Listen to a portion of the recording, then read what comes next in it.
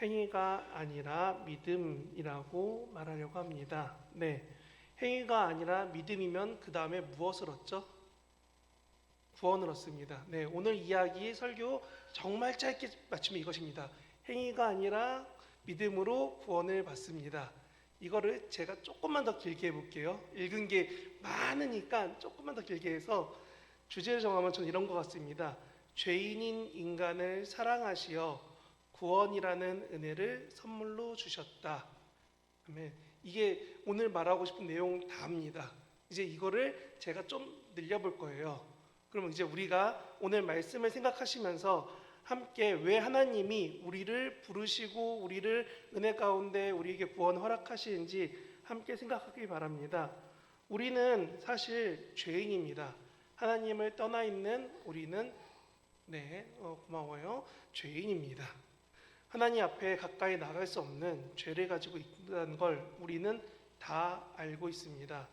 우리가 오늘 본문에 나온 것처럼 죄와 허물로 인해 죽을 수밖에 없다라고 본문은 정확하게 지적하고 있습니다.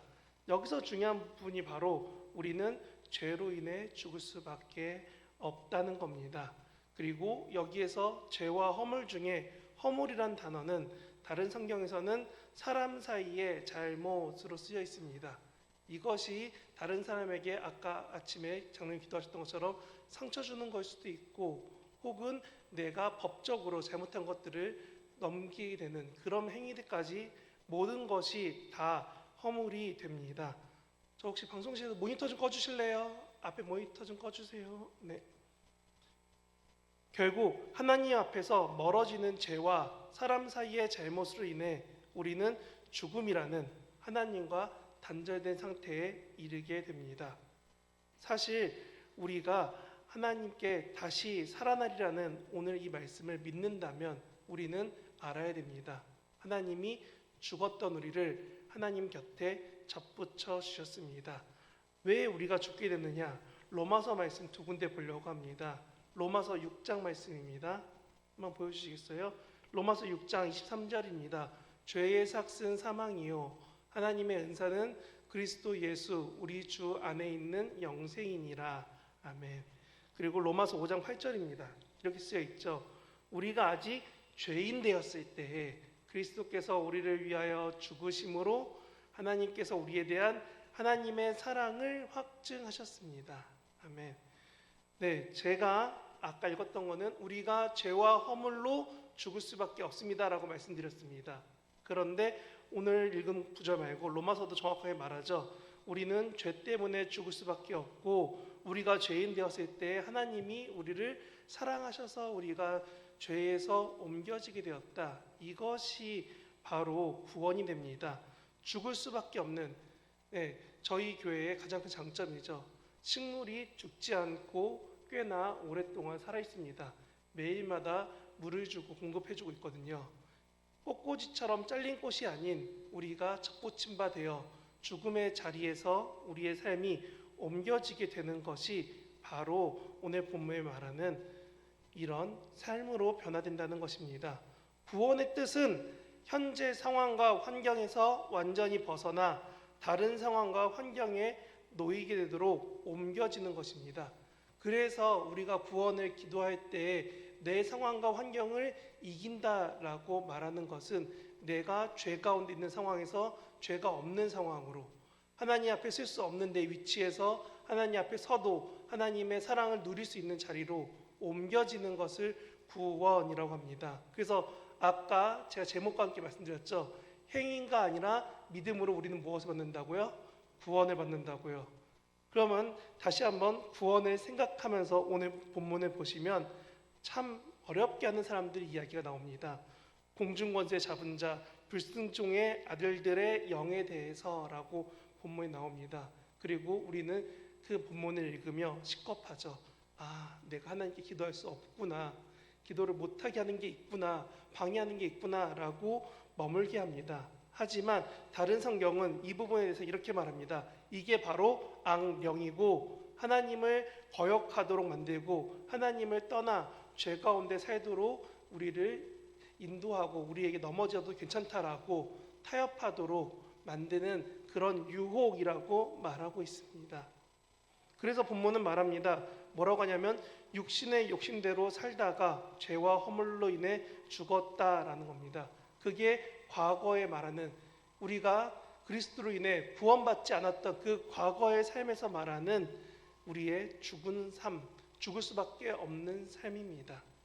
그리고 이런 삶은 진노를 받는 삶이고 하나님 앞에서 심판받아서 구원이 아닌 내가 내 잘못 때문에, 내가 하나님과 멀어진 것 때문에 결국 하나님 앞에 설 수 없는 우리의 상황을 말하는 것입니다. 그래서 본문은 말합니다. 진노의 자녀였다라고요.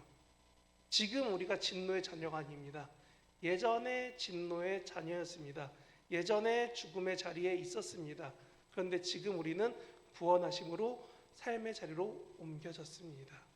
이게 우리가 오늘 본문을 꼭 붙잡고 믿어야 되는 이유입니다. 하나님이 우리에게 베풀어 주시는 구원은 사랑과 긍휼이 풍성하신 자비가 넘치는 하나님이 직접 우리에게 행하신 것입니다. 사람이 옮길 수 있는 게 아니라 하나님이 행하셨기 때문에 우리가 구원이 됩니다. 죄 가운데 살던, 죽을 수밖에 없던 우리의 삶의 자리가, 우리의 모습이, 우리의 마음이, 우리의 생각이 모든 세상의 상황에서 벗어나서 하나님을 예배하고 기도하고 고백하고 사랑할 수밖에 없도록 하나님이 이끌어 가신다는 겁니다. 왜냐하면 우리는 죄뿐인 삶을 살아가고 하나님의 도움 없이는 내 삶을 아무리 돌아봐도 음침한 사막의 골짜기 같기 때문에 그렇습니다. 내가 삶이 힘듭니다. 어렵습니다. 옆을 봐도 힘들어 보이고 앞뒤를 봐도 내 기도 제목이 안 이루어지는 것 같습니다. 그럴 때에 하나님이 왜 굳이 우리에게 구원하시고 위로하시고 힘이 되어 주실까? 당시에는 찾지 못합니다. 하지만 지나고 났을 때 하나님의 도우심을, 허락하심을 알게 됐을 때 우리는 그 위로를 구원이라고 말합니다. 그래서 이 옮겨짐이 바로 은혜가 된다라고 본문은 말합니다. 본문은 이렇게 말하고 있죠. 너희가 그 은혜에 의하여 믿음으로 말미암아 구원을 받았으니 이것은 너희에게서 난 것이 아니요 하나님의 선물이라라고 합니다. 이 8절을 가기 위해서 우리는 봐야 됩니다. 3절에서 보면 분명히 죽을 수밖에 없는 진노상 하나님의 자녀였습니다. 그런데 4절에서 7절을 보면 정확하게 말해줍니다. 죽음을 우리가 예수님 때문에 살게 되었다라고요. 죽을 수밖에 없던 우리가 예수님이 살리신 것처럼 우리도 살아날 수밖에 없게 되었다라고 말합니다. 아까 저희 마지막에 불렀던 찬양 가사가, 담임 목사님과 오전 예배 불렀던 찬양 가사가 이렇게 나오죠. 예수로 예수로 예수로 충만하네. 왜 우리가 이렇게 고백하는지가 이 말씀에 쓰여 있습니다. 예수로 살고 예수로 인해 살아가다 보면은 그 가사처럼 우리가 예수로 채워지고 충만해질 수밖에 없습니다. 그럼 그 삶이 결국은 하나님의 구원을 누리는 삶이 되게 된다는 겁니다. 그러면 우리는 여기서 정확하게 알아야 될 것이 바로 죽을 우리를 하나님이 은혜로 우리에게 구원을 행하셨다는 겁니다. 그래서 여기서 말하는 게 선물이죠. 예수님의 남은 의로서 우리는 선물 받을 수 없는, 구원받을 수 없는 우리를 살려주셨습니다. 여기에 대해서는 여기 계신 모든 분들이 의심하지 않을 겁니다. 그렇죠? 하나님 우리를 구원하셨습니다. 다 믿습니다. 하나님 우리를 죄에서 건지셨습니다. 이제 들었으니까 조금 알 것 같습니다. 그런데 우리가 이것을 얼만큼 마음에 채워야 되냐면 본문에 나오는 것처럼 풍성해질 때까지 채워야 됩니다. 내가 예수로 고백하는 게 그냥 그래 예수로 살자, 십자가 보면서 그래 예수님 얘기해보자가 아니라 더 채우고 나가서 결국은 내 마음이 따스해지고 푸근해질 때까지 내 삶에서 그리스도가 풍성해져야 되는데, 이러려면은 우리는 그리스도 안에 있어야 됩니다. 그래서 교회 공동체로 부르고 예배하고 나가자고 말합니다. 왜냐하면 나 혼자서 할 수 있지만 너무 어렵기 때문에요. 그래서 우리는 오늘 본문 8절을 생각하면서 이렇게 생각해야 됩니다. 구원은 하나님이 선물로 주시지만 그리스도 안에 있을 때 선물이 됩니다. 믿으시죠? 우리가 그리스도 안에 있을 때 구원이 선물입니다. 그리스도 밖에 있을 때 구원이 허락되는 게 아닙니다. 그래서 우리가 죽음을, 그리고 다른 이단들이 말하는 잘못된 교리를 거절하는 가장 큰 이유가 그리스도 안에 없기 때문에 그렇습니다. 근데 이 문장에, 이 8절에는 두 가지 숨겨진 조건이 있습니다. 첫 번째는 그리스도 안에 살아가는 것. 이거는 조금 알 것 같은데, 두 번째가 하나님이 우리에게 선물로 주셨다는 겁니다. 먼저 그리스도 안에 살아감에 대해서는 고린도후서 5장 17절 18절에 이렇게 쓰여 있습니다. 고린도후서 5장 말씀 보여주시겠어요? 이렇게 쓰여 있습니다. 그런즉 누구든지 그리스도 안에 있으면 새로운 피조물이라. 이전 것은 지나갔으니 보라 새 것이 되었도다. 모든 것이 하나님께로 났으며 그가 그리스도로 말미암아 우리를 자기와 화목하게 하시고 또 우리에게 화목하게 하는 직분을 주셨으니. 아멘. 하나님이 그리스도 안에 있으면 새롭게 하셨고 우리에게 세상과 나와 교회와 화목하게 하라고 허락하셨다라고 말합니다. 그리고 고전 15장에 보면 또 이렇게 쓰여 있습니다. 아담 안에서 모든 사람이 죽은 것 같이 그리스도 안에서 모든 사람이 삶을 얻으리라. 아멘. 삶을 얻는다는 것, 결국은 다시 살아난다는 것이고, 이것은 제가 앞서 말씀드린 것처럼 영원한 하나님께 접붙임 바 되어 살 수밖에 없게 된다는 게 오늘 본문이 말하는 그리스도 안에서 살아가는 것입니다. 새롭게 되고 화목하게 되고 내 삶을 그리스도로 채워가고 하나님의 말씀으로 채워갔을 때 우리는 죽음을 이기고 하나님이 옮기신 그 자리에서 영원한 하나님을 바라보며 삶을 살게 된다는 겁니다. 그래서 6절의 말씀처럼 그리스도와 함께 일으킨다는 말씀도 우리가, 제가 어제 갔다 왔던 우리 주변에 죽음에 맞이한 가족들을 바라볼 때 믿는 것 한 가지죠. 하나님이 후에 다시 만나게 하실 거다라는 믿음처럼 우리는 감히 담대하게 말할 수 있습니다. 무엇을요? 하나님이 다시금 살려주실 거다. 하나님이 다시금 회복시키실 거다. 이 믿음 가지고 있기 때문에 우리가 우리 곁에 떠난 가족을 위해 담대하게 말하고 위로를 전하고 또한 표현할 수 있는 것입니다. 그런데 우리가 그리스도 안에 살아감은 알 수 있습니다.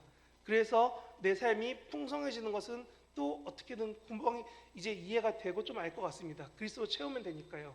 근데 여기에 선물이란 단어가 되게 중요한 표현 중 하나입니다. 로마 시대의 선물은 반드시 보상해야 하는 것입니다. 예, 제가 열심히 성경 공부 외에도 역시 배경이나 신약을 공부하니까 교수님들이 그러시더라고요. 사실 로마 시대 때 선물은 내가 받으면 안 주면 안 되는 거래요. 우리도 쉽지 않지만 내가 밥 한 끼 얻어먹으면 밥을 사줘야 되고 내가 생일 선물 받으면 뭔가 선물을 줘야 됩니다. 그게 로마 시대의 기본적인 선물입니다. 우리말에 이런 말이 있죠. 가는 말이 고와야 오는 말이 곱다. 그리고 이것 때문에 젊은 사람들이 종종 쓰는 말이 두 가지가 있습니다. 하나는 오는 게 있어야 가는 게 있다. 그리고 하나는 받은 만큼 일한다. 라고 젊은 사람들이 말하는 것들이 결국은 요 옛날 속담에서 나왔습니다. 그런데 로마 시대에도 같았습니다. 나와 같은 수준의 사람에게 선물을 받으면 나는 무조건 선물을 해야 됩니다. 횟수, 내용, 상태 이런 모든 것들이 나 말고 다른 사람이 봐도 비슷한 급으로 해줘야 된다는 겁니다. 내가 이 사람한테 옷을 받았으면 옷이나 그만큼 가치 있는 무언가를 또 줘야지 선물로서 인정받았다는 거예요. 그리고 같은 급인데 선물을 안 주면 뭐라고 하냐면 저 사람은 먹기만 탐하고 능력이 없나 보다 라고 명예적으로 비판당했습니다. 근데 오늘 본문이 뭐라고 하냐면 하나님이 선물로 주셨다고 합니다. 그럼 우리가 이제 고민이 되죠. 하나님께 뭘 드려야 하나님 주신 것과 비슷해질까? 그런데 그리스 로마 시대에 되게 특별한 게 뭐가 있냐면요. 되돌려주지 못할 사람에게 선물을 하는 것은 참 명예로운 일이 되었습니다. 우리가 아까 목사님 말씀하셨던 거지 나사로에게 무언가를 나눠주었다. 예수님이 그러셨죠. 너가 그 사람에게 준 것이 곧 나에게 준 것이다 라고 말씀하셨던 것처럼 우리는 충분히 알 수 있습니다. 갚지 못할 사람들이 누구인지요? 우리가 자녀한테 선물 줄 때 생각하시나요? 내가 지금부터 얘를 20년 동안 먹여 살리면은 얘가 대학을 졸업하고 나머지 40년 동안 날 먹여 살릴 거야. 이 계산으로 아이에게 선물과 옷을 사주십니까? 아니잖아요. 우리는 분명히 자신보다 하급자나 자녀나 도움이 필요한 이들에게 베푸는 것을 잘 알고 있습니다. 받지 못할 거 알면서 선물로 주고 있습니다. 근데 이것을 로마 시대 때 뭐라고 했냐면 이 사람이 넉넉하기 때문에 베풀 수 있고 이 사람은 능력 있는 사람이다 라고 사람들 사이에서 인정받았다는 겁니다. 그리고 이 중에 최고는 도로나 교회나 어떤 공공 건물을 만드는데 자기 재산을 쉽게 내놓는 사람들을 보고 뭐라고 했냐면 이 사람은 정말 능력이 많다라고 했습니다. 제가 일부러 공공적인 부분까지 말했습니다. 왜냐하면 잘 보십시오. 우리가 선물로 구원을 받았습니다. 그렇죠? 받은 건 선물을 받았습니다. 구원이라는 걸 선물 받았습니다. 근데 그 선물의 가치가 예수님의 죽으심과 부활하심과 하나님이 허락하신 은혜라는 겁니다. 이 가치와 비슷한 무언가를 우리가 선물을 해야 됩니다. 당연히 못합니다. 그리고 선물을 베푸신 분이 하나님입니다. 하나님과 우리가 동급이 될 수 없으니 당연히 선물을 할 수가 없습니다. 그러면 받은 우리는 무엇을 해야 될까요? 우리는 선물 베푸신 하나님을 당연히 높이고 찬양하고 고백해야 됩니다. 그러기 때문에 에베소서에서 말하는 겁니다. 너희가 은혜로 인하여 구원을 선물 받았다라고요. 하나님이 우리에게 베푸신 게 당연한 거고 우리가 어떻게 할 수 없기 때문에 구절에서 말하는 겁니다. 뭐라고요? 우리가 어떤 것도 자랑하지 못하게 할 거다라고요. 이거를 읽는 사람들은 당연히 알고 있습니다. 하나님이 우리보다 높으시고 그분이 베푸신 은혜는 우리가 감히 표현할 수 없으니 우리는 하나님을 예배하고 고백하고 찬양해야 된다라는 겁니다. 우리가 어떻게 신의 아들의 죽음과 동급인 선물을 할 수 있으며 우리가 무엇을 한다고 해서 신인 하나님과 동급이 될 수 있겠습니까?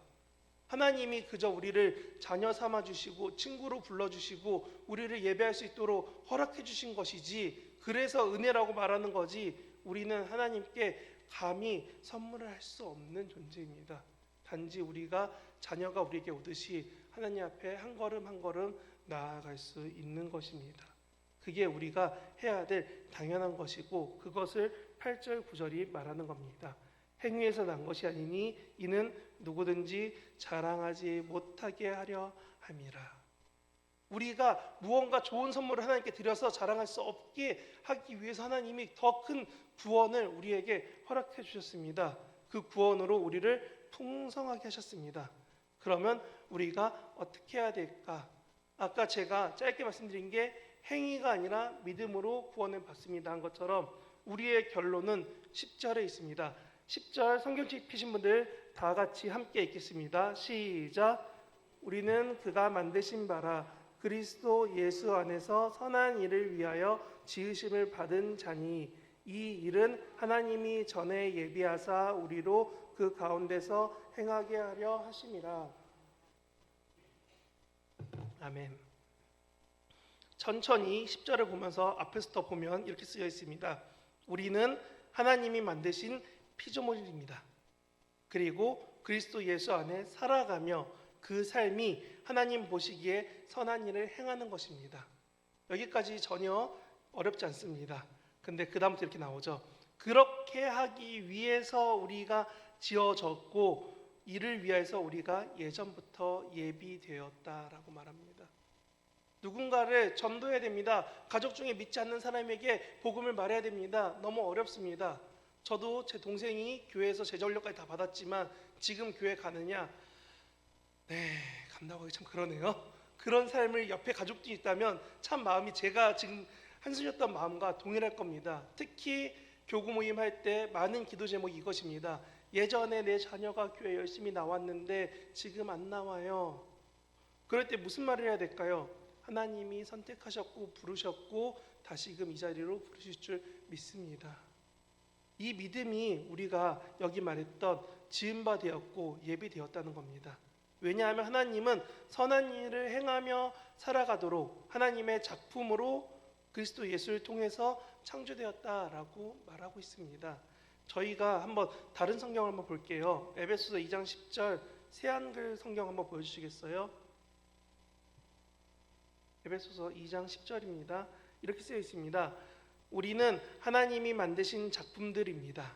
하나님이 미리 마련해 주신 선한 일들, 하나님 안에서 행할 일들을 위해서 우리는 그리스도 예수님 안에서 창조되었습니다. 그리하여 우리가 이 선한 일을 하며 살아가도록 하나님이 만드신 것입니다. 네. 하나님이 마련해 두신 먼저 예비하신 선한 일, 하나님의 말씀을 따라 살아가도록 우리를 부르시고 그 가운데 그 일을 행하며 살도록 허락하신 그 우리가 하나님이 만드신 이유대로 살아가고 있습니다. 세상 가운데 살던, 죄악 가운데 살던, 사망의 음침한 골짜기 가운데 죽어있던 우리를 끄집어서 옮겨주셨습니다. 하나님의 품으로, 그 앞으로, 그분을 찬양할 수밖에 없는 그 자리로요. 그래서 바울은 말합니다. 뭐라고요? 이것이 바로 하나님이 우리에게 베푸신 선물입니다. 우리는 이 말을 알아야 됩니다. 우리가 무엇을 해서가 아니라 그저 하나님이 우리를 선택하셔서 하나님의 그 지극히 크심을 보이시려고 우리를 불러주셨습니다. 그리고 우리로 그리스도 안에 살아가라고 말씀하십니다. 구원은 오늘 저와 여기 계신 모든 분에게 허락됐습니다. 그러나 그 선물은 받은 사람이 할 일이 있음을 잊지 말아야 됩니다. 우리가 하나님께 드릴 수 없기 때문에 당연히 해야 될 일 한 가지입니다.